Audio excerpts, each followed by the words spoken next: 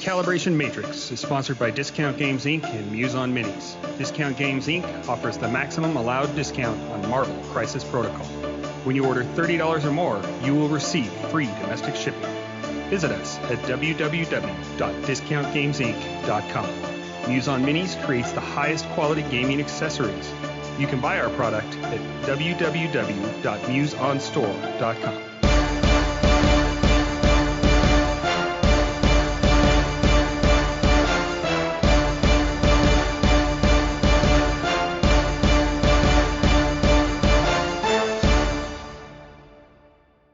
It is Recalibration Matrix. I am your host, Jay Larson, and joining me as always is your friendly neighborhood, Greg Webster. Hey, Greg. Hey, Jay. I am a little bit on pins and needles on if this is going to work. It feels like my Dell laptop's being held together by a wish and a dream, and so, yeah, fingers crossed. And Skype is being Skype. Yeah. Thanks, Microsoft. But it's been a while since we've had a chat. Has there been anything new or exciting going on in your life? Oh my God, everything new and exciting is happening in my life. But I thought that you were I thought the summation of your life was that cartoon you posted where you're getting bombarded by lemons and you're surrounded by lemonade and you're just that's exciting. Yeah. The lemon tube just directly hits into my head, and I have shelves of lemonade on the other side. I am tired of the lemonade, but I'm gonna keep saying that that's exciting. So at least I'm not bored, Jay. You're not bored. That's true. Yeah. You stop living the Chinese curse of living in interesting times. Yeah. We played at my local store. We played the what's it called? Separation Anxiety Kit, mm-hmm. And I think it's my favorite way to play MCP. I had so much fun. It takes about 2 hours to play a 4-person game, which I'm like, that seems fine to me. Yeah, I mean, you haven't played it, takes right? me 2 hours a lot of times. Yeah. I mean, I've gotten most of my games are 1 hour. So for this, people were like, this is taking long. And I was like, it's a 2-hour game. Like, that's fine. Yeah, chillax. Mm-hmm. And so it's, you have 4 people. Everybody has 11 points and 3 tactics cards. And there's little symbiotes that you can, like, pull out of a canister.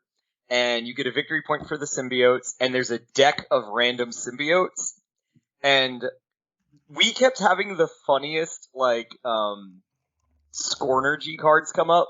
So, like, Amazing Spider-Man picked up a character that gave him long movement and a new attack. And I was like, this is useless. Great.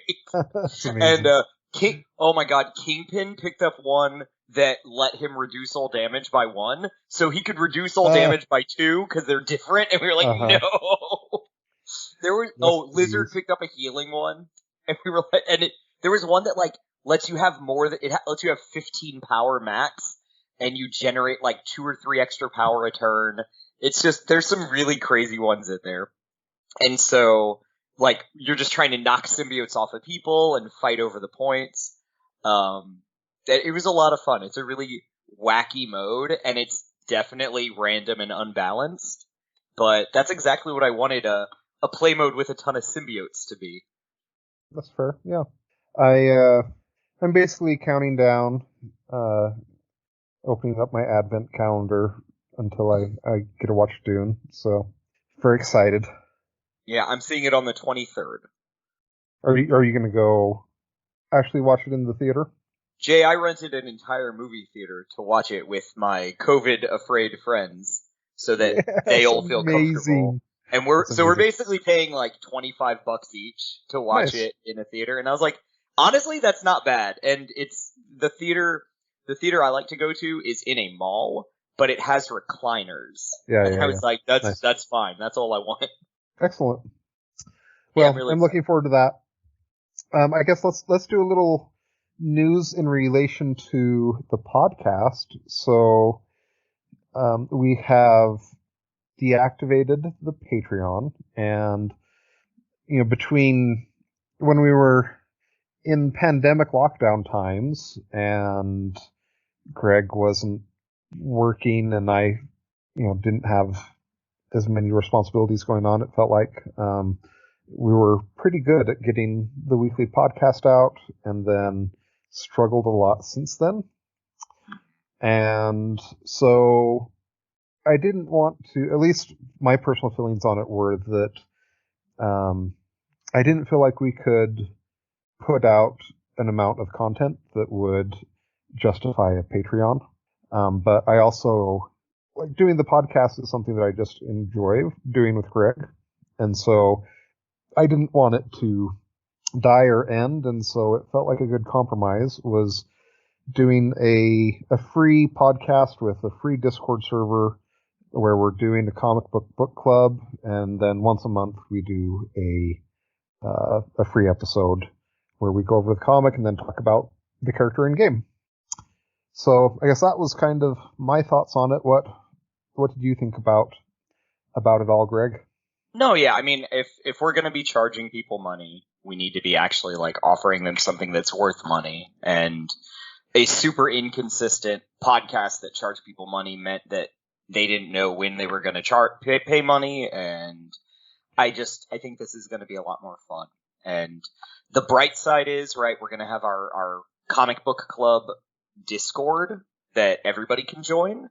And so they can everybody can shoot me comic recommendations, and we can all join and talk, and people can engage more quickly with us without, like, having to wait a week if they're not a backer. And I'm really excited. I think it'll just be a fun way. And to me, it also feels a little bit more relaxed because I'm just being a dork for fun instead of, selling a service or a product to people. So I'm very excited. Awesome. Well, I'm excited for us to continue our comic book club and for you to gush about the one we just read and for me to poo-poo it. Oh, God damn it, Jay. Not again. I'm sorry. You cannot help yourself. You always have to be like, Greg's going to like this and I'm going to hate it right at the beginning. And then everybody will stop listening. You've ruined the mystery, Jay. You've ruined the mystery. Would there have been any mystery at this point? I mean, that you're a curmudgeon? No. Okay, exactly. The mystery is going to be whether or not I convince you to my point of view or not by the end of the show. All right. So go ahead and introduce this amazing arc that we just read. Okay, so we read. It has two titles. It's either called Fearful Symmetry or it's called Kraven's Last Hunt. I think they avoided calling it Kraven's Last Hunt for a while because that's a spoiler to the ending of the comic. Yeah. So it is now widely known as Kraven's Last Hunt. Like, I think if you went to buy a trade paperback of it, it's Kraven's Last Hunt. But basically, this is a story where Kraven hunts down Spider-Man, kills him, buries him in, like, a grave, and then he becomes Spider-Man and tries to prove to himself that I am superior to Spider-Man. And this kind of culminates in he beats the shit out of Vermin, right, and puts Vermin in a cage. Vermin, by the way, if you don't know, is like a rat-like mutant. He's a mutated, like, rat-like hero who is eating people. And so he beats up Vermin, and he puts Vermin in a cage. And at this point, Spider-Man wakes up, goes to confront Kraven, and Kraven's just like, no, I'm not going to fight you. I've won. I am better than you. I am a better Spider-Man than you are, and I'm done. Like, I'm not going to fight you. And, like, Spider-Man's, like, beating him up, and he's like, no, it's okay. And Kraven releases Vermin, and Spider-Man's like, I'm not going to let you go, Kraven. Like, you're going to pay for this. And he's like, I promise you, I will never hunt again. And so Spider-Man kind of is like, okay, and he goes to chase Vermin. He ends up catching Vermin because he tricks Vermin into, like, coming outside. and he's overloaded by all the lights and the traffic noises, and so Spider-Man like webs him up and turns him over to the police. But while this is happening, Kraven shoots himself with a shotgun and kills himself because days are over, and he has proven to himself that like the last challenge has been obtained.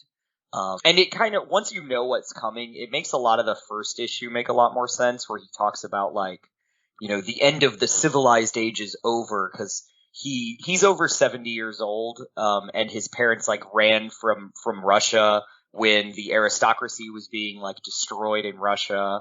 And so there's a lot of this like, I found honor and beauty in the wilds hunting animals, and you know, I've tested myself against all these creatures, and Spider-Man's the only one left for me to conquer.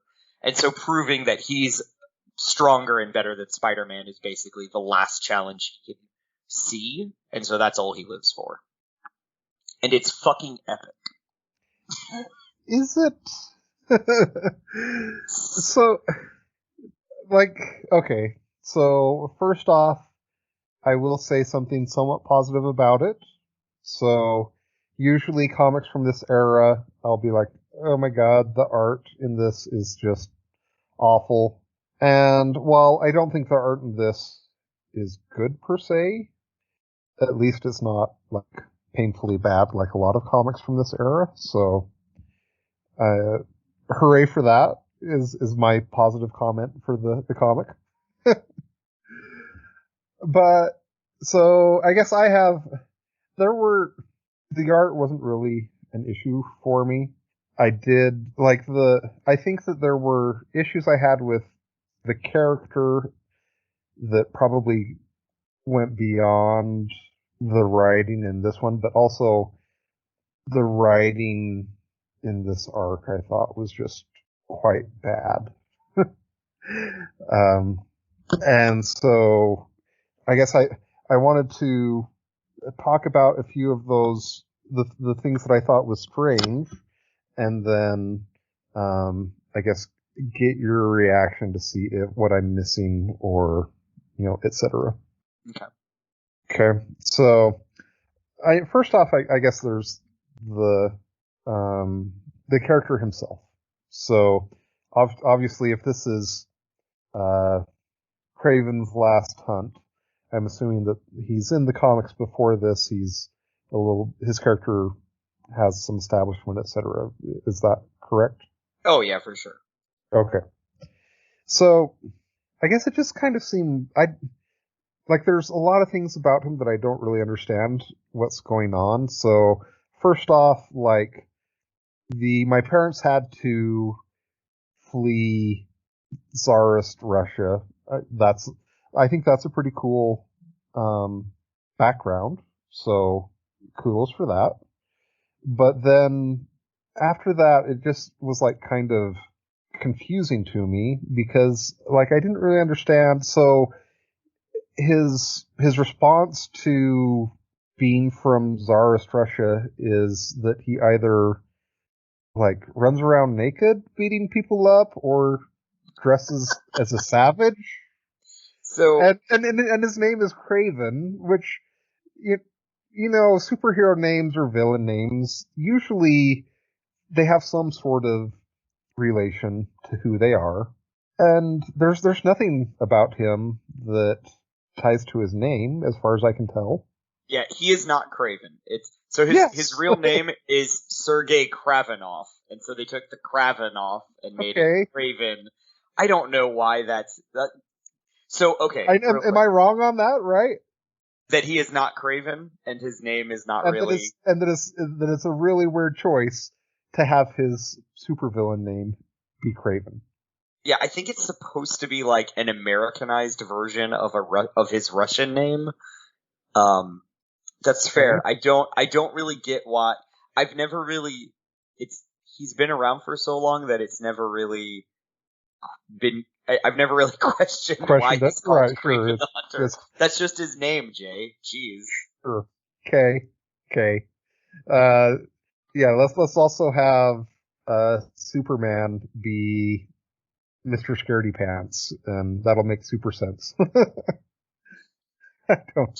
Anyways, so I assume, hopefully, you know more about his background, but like, why is he running around naked and/or in a loincloth with a spear? Okay, I don't really understand fully how I think it's just trying to show that he's like embracing savagery. I have never read a comic with him where he's like this naked. Like that is kind of a only in this comic thing, and it's kind of part of his. I think he's spiraling, right? Like he's going a little crazy. There's several parts that show he's not fully there, right? Like all the herbs he takes are affecting his mind. He's like, there's the part where he's like drowning in spiders and he starts like eating them, right? Like he's like, I will become the spider, and he's like eating handfuls of spiders. It's not, he's not a sane person, but so his background is basically, it's very clear from just this comic. That's all he is. He is a big game hunter who takes mystical herbs and serums that he found in like Africa, and he traveled the world hunting big game, looking for bigger challenges, because he would like kill animals. He kills everything with his like bare hands usually, right? He would only use a weapon as a last resort. And so he's like, Spider-Man, I'm gonna hunt him, is basically his origin. He was a very early Spider-Man villain. Like, I think he's in issue 10 or 15 or something. And so basically what I'm getting from this is that like some Marvel creator read like The Most Dangerous Foe or Hunt or whatever that story is. Most Dangerous Game. Most Dangerous Game. Okay, great. And then decided that they were going to turn him into a villain for that story, into someone in a villain. I mean, yeah, kind of. Okay. Sounds about right. And it just seems it seems kind of weird to have that stapled onto the Tsarist Russia past, but I don't know, Jim. Whatever. I don't have. He's supposed to be like a nobleman big game hunter, right? So they were like, okay, he's from Russia. His name is Kraven. I don't know. Stanley probably was like high and wrote this. The other thing that was weird. Go ahead. Sorry. I'm just trying to say, like, his whole thing is generally he's obsessed with defeating Spider-Man, right? Like, he has money. He doesn't need money. He's just like, I'm gonna hunt Spider-Man and beat him up. It's like, that's all he wants to do. Okay. So, I will confess, I have not seen many naked 70-year-old men, but I would have never guessed that Kraven in the comics was supposed to be 70 because he does not look 70.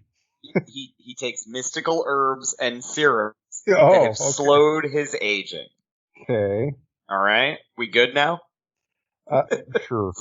Mystical herbs and serums, Jay. That explains everything. Okay. So silicon herbs. Sure. It's just Kraven is a silly character, okay? Can we get past that? Okay. So Kraven is a silly character, okay. Like I still don't really understand why the writing was so bad in this story. And like part of what seemed especially bad to me about it was it felt like there were like it felt like a lot of this comic arc spent a lot of time with Kraven monologuing to himself, and the monologue felt like something that an edgelord writer felt like a super villain would monologue about, but not like, I don't know. It just was really weird to me. Like, did you get that feeling at all, or am I just like taking crazy pills here? I mean, I didn't feel like this was overly edgelordy because again, right, like, Kraven is starting to age. He is losing his mind. He is high on his herbs and serums all the time. I don't really feel like it was over the top. It was definitely like almost crazy. And I felt like they even tried really hard to, the way they did the side by side bits to kind of show like, Spider-Man is like, I'm not really Spider-Man, I'm Peter Parker, and I have a life, right? And then Kraven's like, I will become the Spider and transform into him, and I will feast on his enemies. And I guess maybe that's part of my issue as well, is that I didn't know how old Kraven was. I didn't know that he's evidently going crazy. But I just felt like it was apparent. It was maybe that's a subtext I picked up on. Yeah, maybe. Actually intended to be there. Yeah, I mean, to me, so for example, here's him fighting Vermin. Like the inner monologue that's going on during this fight is, dishonored father, sainted mother, stained honor. I am the spider, and I know, in ways normal men cannot. I know. I see into things, beyond things. I see the strands of fate that bind us, victims to victors. I am the spider, and I rise up from the lower depths triumphant. Yeah, I'm sorry, that doesn't sound insane to you? I thought that, I guess I didn't know what was exactly going on. It seemed to me like they were, it didn't come across to me as insane so much as like this cliche of a supervillain who's like, or monologuing to himself. Mm-hmm. But, I could very easily be wrong about that. So I had to pull this up, Jay, just to double check. So on page 1, 2, 3, on page 4, he talks about how he's 70 years old. Okay. You missed it. But he's talking about, like, there was no room in Russia for aristocrats, for culture, for honor, for human dignity. All those things were bred in my bones long before the Trotskys and Lenins dragged my homeland into the pit. Right? I really do think this is like, this is his, and he goes like, I will die soon. I must die soon. But not yet, he says, as he's like holding a Spider-Man costume. To me, it's very clear what's going on. From like the fact that I've read this a couple times, and like knowing that his whole plan, right, is to prove he's better than Spider-Man as his like final hunt. And it's also kind of like, Kraven has always kind of been like an honorable character, right? He's not gonna just outright murder someone he doesn't think it was fair with, right? He's always doing these like, I'm an honorable hunter kind of traps. And that's kind of like at the end, right? He sends the letter to the cops that admits Spider-Man didn't kill anybody, it was me. So I don't know. I think it does a good job of showing Kraven is going insane, and he knows he's like near the end of his lifespan, right? Where, like, maybe not his lifespan, but like he's getting old, and he knows like I can't keep this up forever. I mean, I guess I went to the page that you referenced, and I guess it does say that he was a child with one that happened 70 years ago or whatever. And I guess part of why, I don't know, I have a hard time, I guess, with the comics where, like, Iron Man has, maybe that's not a good example, maybe, but like there's characters who have, in relation to certain historical events, they should be 60 now or whatever, or 70, whatever, right? Mm-hmm. But, they still look like they're in their 20s. Yeah, the way Marvel does that is they have a rubber banding history. Where like there's certain set moments in time, but like Iron Man now, like the armed conflict he was involved in was in like the 90s, and the Punisher too, to like kind of explain. Sure. No, not the 90s, early 2000s. Like they kind of stretch it, right? So sure. I don't know. I just think that was basically I guess that was what caused my confusion with it. Mm-hmm. Then the last part that again felt like bad writing to me, and this is maybe me missing foreshadowing, or I don't know, but it ends with Kraven killing himself, and it just kind of felt out of left field to me. Mm-hmm. And I also, granted, I didn't understand enough about the character, and so I'm like, I don't understand why he did this. I don't, understand what's going on. It seems like this seems very out of left field to me. I think rereading it maybe might make it more apparent that it was that was his plan from the beginning, right? Mm-hmm. His whole I wish I'd realized he was a good man earlier kind of thing, where he's helping Spider-Man up the stairs. And then there's the bit about how he's thinking about his family and how trying to find honor in the jungle, blah, blah, blah. And then he's the part that I've never really gotten entirely is when he says, they said my mother was insane. It's his last monologue-y part before he kills himself. Yeah. And you're just like, huh. I don't understand that part. Did his mother kill him? Did I miss that? Did mom kill herself? Yeah, I don't know. I mean, I guess the other thing that I guess you've said you've read this multiple times, and so maybe you can answer this, but I'm a little bit skeptical that if I went back and reread this, that I would feel like I would have a good understanding of his motivations as to why he is doing these things and then why he kills himself. It also, and there were times when I was reading it where he was going on about, yes, now I have proven myself to be a better Spider-Man than Spider-Man. That all just seemed kind of weird as well. And so, I didn't really understand why he was doing what he was doing, or why he thought it was so important, or why he killed himself, or, etc. I guess to me it seemed like it's apparent, it's clear. I don't know. I didn't think it was confusing, Jay. I was like, no, I'm just obtuse. No, I'm just saying, to Kraven, it all made sense, right? To Kraven, it made perfect sense. He's at the end of his lifespan. He's an old man. He needs to accomplish his one last hunt. And it was to hunt Spider-Man. And then it's well, not only hunt him, right? Because he thinks, I don't know. I did enjoy the idea that he thinks a better Spider-Man is a more violent Spider-Man, right? That beats up everybody and intimidates. His version of Spider-Man is Batman, right? Where he's I'm gonna go just beat the shit out of people really bad and terrify my enemies into submission. And he's out there being terrifying.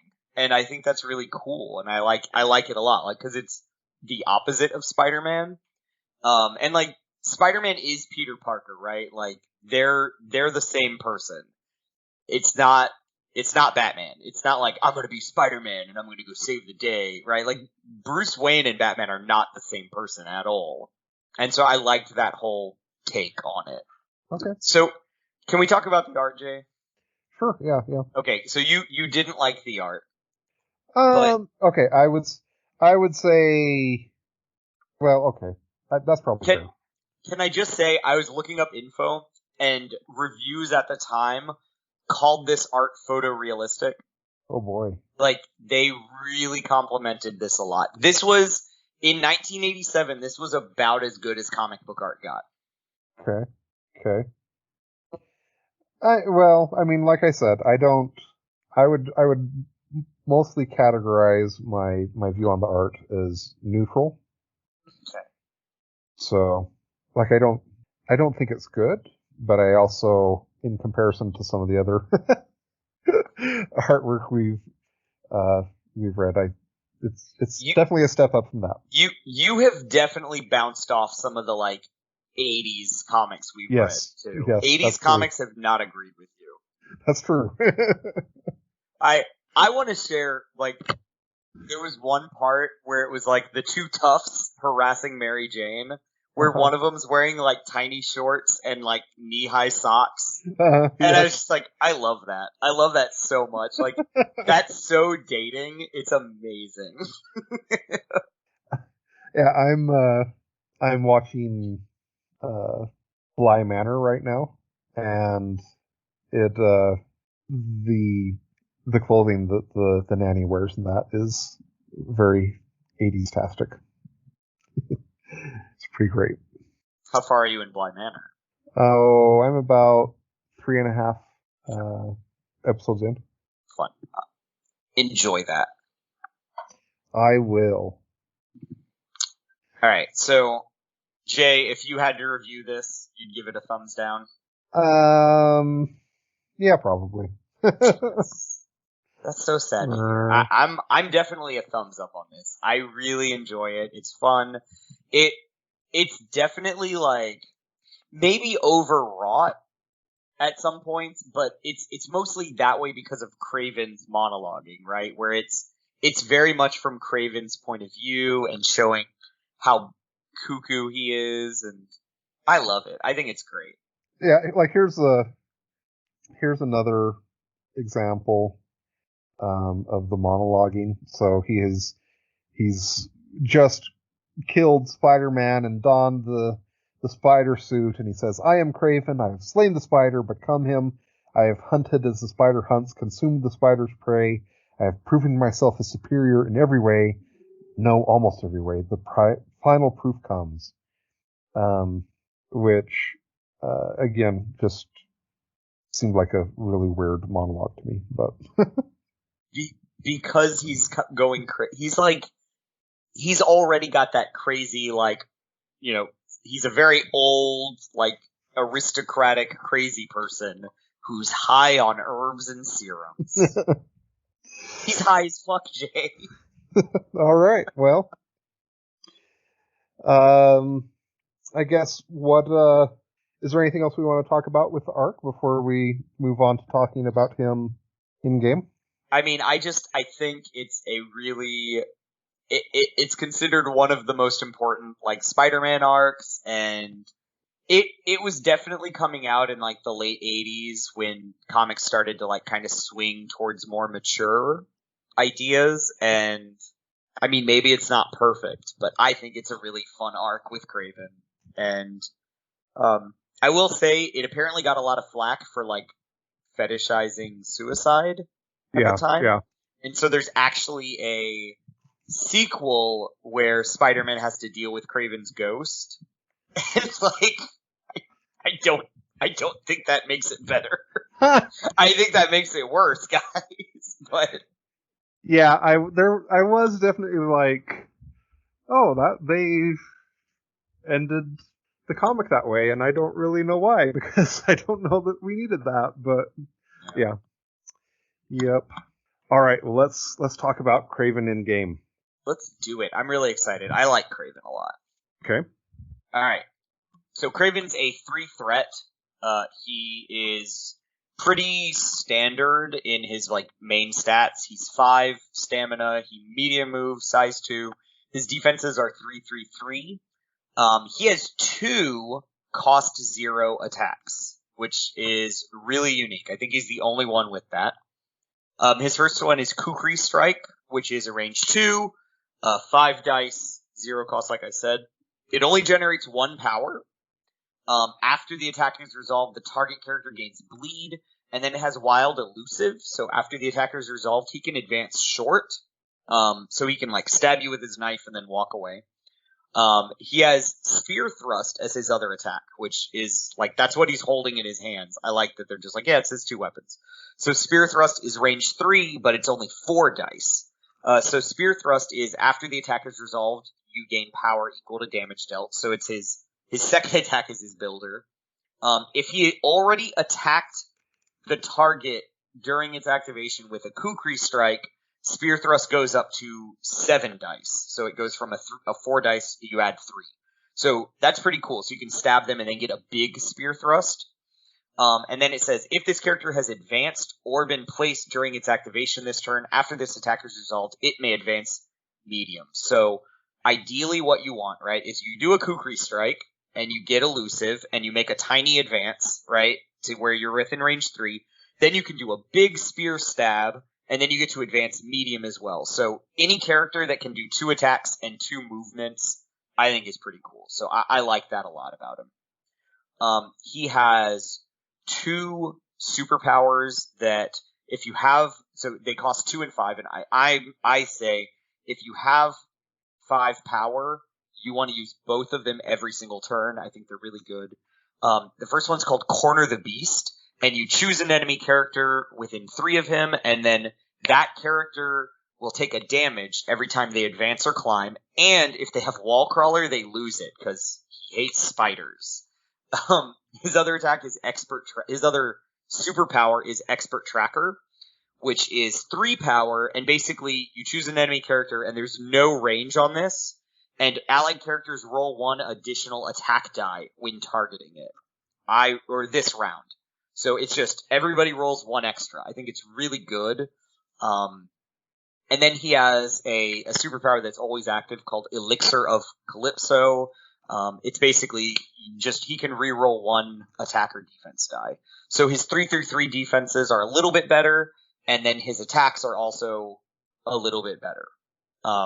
He's just a really solid 3 threat. I would say that is accurate, yeah. Yeah. I think him being in Spider Foes is really good. I think he's a very solid Spider Foe, especially now that Green Goblin's about to be errated to be much more useful. He is let's see, the 2 Spider Foe cards right now don't really affect him. He does have a really cool Team Tactic card that is also unplayably bad. It's one of my favorite cards. But he has a card called Fearful Symmetry, which is if Kraven the Hunter KOs an enemy Peter Parker, if there's no Peter Parker in your squad, Kraven the Hunter can transform into core box version of Spider-Man, and you replace his stat card with Spider-Man's, and you move everything over to it, and then Spider-Man is in your squad. So it's so silly, but they put the comic we just read into the game as a Team Tactic card, Jay. Doesn't that make you love the comic more? Totally, yeah. Yeah.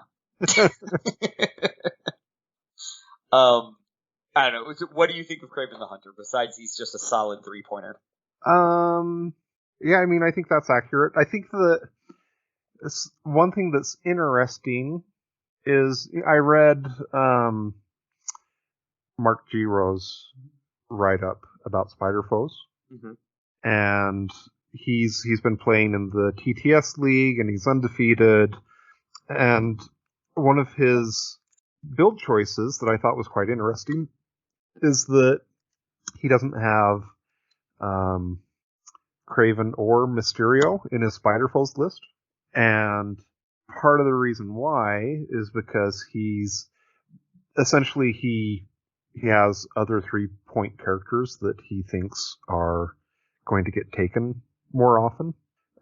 So, for example, he likes Doc Ock to be able to do well-laid plans, or Lizard is also really good. Yeah, Lizard is another popular one. And so it is. I do think it's interesting that there's quite a bit of competition in the 3-point characters for Spider Foes. Yeah, Spider Foes is a weird affiliation because they have a lot of really good characters at 3 and 4 points. I think every Spider Foe is 3 or 4 points, and I think that might be one of the issues with Kraven, is that competing against Doc Ock, who has well-laid plans attached to him, and Lizard is an incredible tank. Right. So I can see that. It's sad for me to hear you say that. Like, I want Kraven to be more played, but yeah, there needs to be a card that incentivizes you to bring more Spider Foes, but none of the Spider Foes cards need you to have more than 3 Spider Foes, right? So you're gonna optimize, right? You're gonna take maybe a Valkyrie or a Shuri, someone who's offering something different. Are there any things that you think would tips or tricks with him? I mean, really, it's just that like you want him to be able to use both of his attacks to get maximum move. And so when I've been playing him, Kraven the Hunter is in Criminal Syndicate too. I forgot about that. So Kraven might be a more useful Criminal Syndicate character. But so what I've been doing with him is I've been trying to play him on like close scenarios so that he can try to contest or interact with two of them because he has so much movement. But he also kind of does feel like almost like a Killmonger character where he wants to attack the same character twice to get the bonus on them, and to generate power so that he can maybe use more of his superpowers. I haven't played him in Criminal Syndicate, but I think he might really shine there as a frontline Criminal Syndicate character that can get to an objective while also like chipping away and attacking people. Because I think being able to, attack twice and still move small and medium is pretty advantageous in Criminal Syndicate, where you often want to like send a character to another location to control it. And I don't think any of the other Criminal Syndicate characters have as much movement as him, except maybe Crossbones when he's being attacked. Yeah. Would you ever consider using Fearful Symmetry, Jay, in a real game? No. Yeah. It's so funny to me that they made a card that they were just like, this is really cool, but you're not gonna use it really. Like, you're not gonna use it competitively. Yeah, no, yeah. Like, even if spiders become really popular, it's still not worth it. Any ideas or suggestions on playing against Kraven? I think you just don't want to let him get the Kukri strike. So staying out of range. That's another issue I have with him, is that if you stay out of the Kukri strike, it kind of stops the most fun movement shenanigans. But even then, if he gets to attack with his spear twice, he just moves medium twice, doesn't he? Oh no, only if they've advanced or been placed. So if you're out of two, it basically forces him to advance, spear thrust, and then you get a medium advance. So, but even then, like, as the Kraven player, I'm not sure I would be so upset about that, because I'm still getting my movement to score my points. I just think when you're playing Kraven, because he's a 3-cost and he's relatively easy to kill, like, that would be something I would try to do. There was someone questioning whether if you expert tracker someone and then knock out Kraven, like, expert tracker is still on the board because those abilities don't like just go away. Uh-huh. So that's pretty cool. So Corner the Beast and expert tracker will last even if you knock out Kraven. So that's kind of a cool possibility. So like Kraven activating first isn't much of a disadvantage to him if he's trying to like use his Corner the Beast and expert tracker. I like it. I think Kraven's a really solid 3-pointer. If Mark says that there's better 3-pointers, I don't think I have the play experience competitively to argue with that. But I definitely would say he's a stronger Criminal Syndicate than he is a Spider Foe. It's also the TTS League things are going to be changing up some. So like he went into things with a plan, and so he would do things like, okay, I'm going to try to force I'm blanking on the name, but the Infinity Stones, the 5, you're picking up 5 shards. Infinity Formula? Yeah, Infinity Formula. Yeah. So, his enemy's getting some damage from holding the stones, and then he plays well-laid plans, and that, forces them to drop them, knocks out or dazes some people, etc. And so, but, when you are in the new world that we have upcoming, where, first there's the question of whether or not you're even going to be picking the extracts, and then there's the question of it's just a 1 in 3 at that point instead of a 2 in 3. I guess it's an example of how that might change up some of the character selections or roster choices that people make. So. Yeah, that's fair. And so maybe Kraven will be a better choice based on the scenario. Sure. Yeah. I'm excited to see where the game kind of swings. Yeah, me too. I agree. I'm kind of sitting here wondering if Kraven might be a fun web warrior with all his movement, and because being able to like corner expert tracker somebody during a all webbed up turn, wouldn't that be fun? Yeah. Just throwing 3 dice extra on all the attacks. I like it. I want to do that. Well, do you have any other thoughts on things? On Kraven? Yeah. No, I think he's a really solid character. It's funny to me because I really do think competitively he might be outshined by Lizard as a spider foe, as the 3-cost one, but I really do think he's a very solid character. And I would definitely want to play him in Criminal Syndicate some more before I can comment on that specifically, but like I think he's got a lot of game. So awesome. All right. Well, I talk guess about next week. Yeah, let's talk about that. Yeah. So next week we're going to be reading Carnage USA. Carnage USA is a 5 issue miniseries. And please, even before you hear the next episode, like hop into Discord, share what you think with us, and let us know what you think of the change.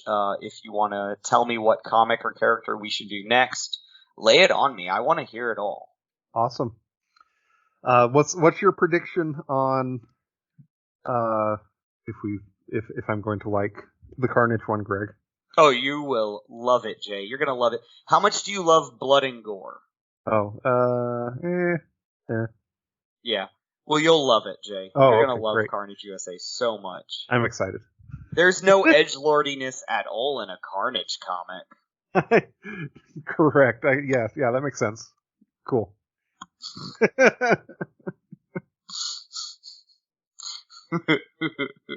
I do remember, like, I enjoyed the art a lot. It was like actually almost photorealistic with like really good shading. So it's very like it. You know what? Honestly, it's very appropriate we reread this in October because it's a very decent like Halloween comic. Oh, good. Yeah, very horror movie aesthetic. Nice. I do love a good horror movie. Everybody watch Midnight Mass. Yes. So good. It is. All right. Well, thank you everyone for listening. Thank you, Greg. You're the best. Oh. No, Jay, you're the best. Aw. Oh. All right. Well, stay tuned next month. Join our Discord. Where can people find the link to join the Discord, Greg? I post it in Facebook every once in a while. So it's posted on our Facebook account. Okay. All right. Thank you, everyone. Let us know what you think. And until next time. Yeah. Thank you.